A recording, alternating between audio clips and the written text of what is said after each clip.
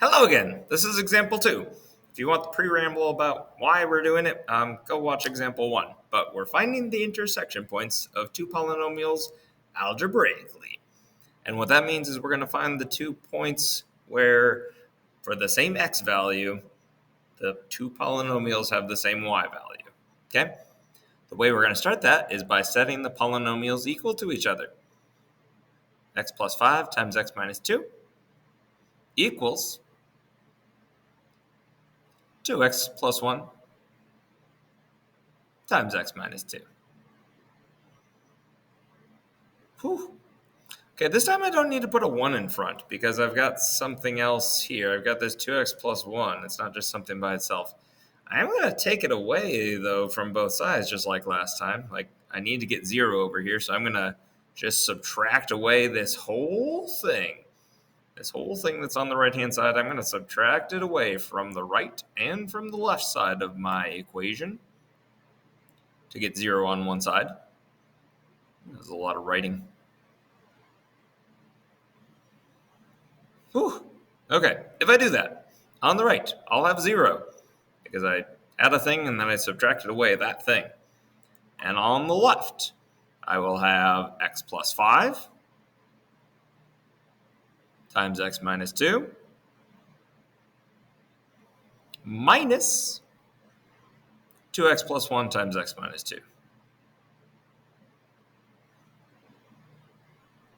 Okay, now is the factoring by grouping part, which is to say I know that there is a common factor between these two groups, essentially, and so I'm going to pull the common factor out of both of them. Okay, so I'll have the common factor on the outside here, and then whatever's left over on the inside. This is basically the opposite of distribution. So what do they have in common, my two factors? They both have an x minus 2, don't they? So I'm going to pull that x minus 2 out front. And then I'll ask myself, well, what's left over if I divide x minus 2 away from both of those other terms? Well, this one would still have the x plus 5. And this is going to get a little bit interesting.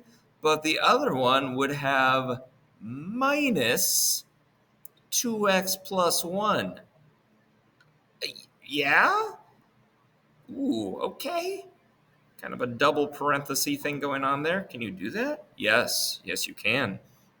Okay, but that is not going to work for me in the long run. So I'm going to simplify that stuff inside of the second group. So still have x minus 2. That's fine, not changing.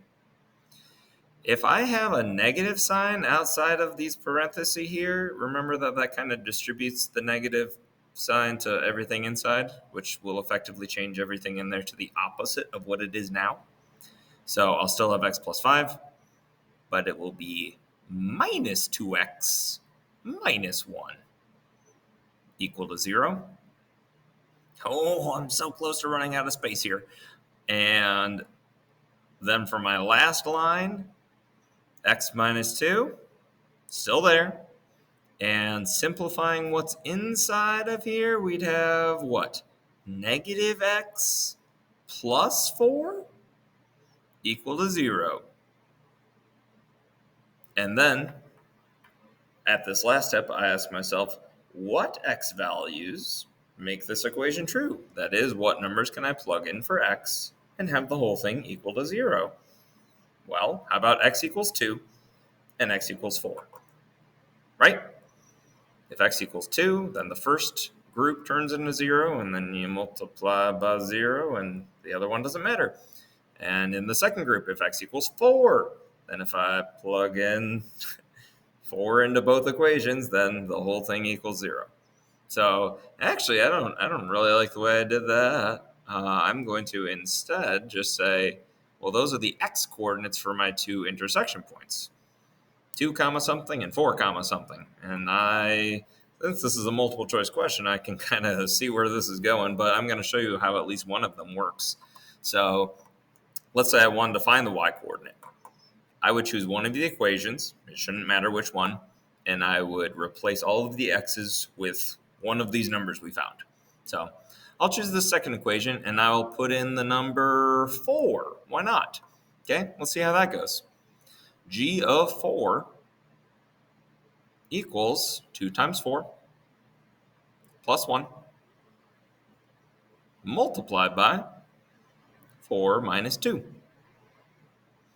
2 times 4 is 8, plus 1 is 9, and 4 minus 2 is 2, and 9 times 2 is 18, which tells me that the y-coordinate for that intersection point is 18. Okay, so get your x-coordinates using factoring by grouping, and then evaluate one of your functions. That is, plug the x value you found into one of the functions to get the y-coordinate of the intersection. If I do that for the other equation, for my other x value of 2, I already know that's going to be 0 because it's just take my word for it or else try it yourself. But those are the two intersection points of these functions. And as you can see, that is a couple of the options we had here. Options D and E. Yay!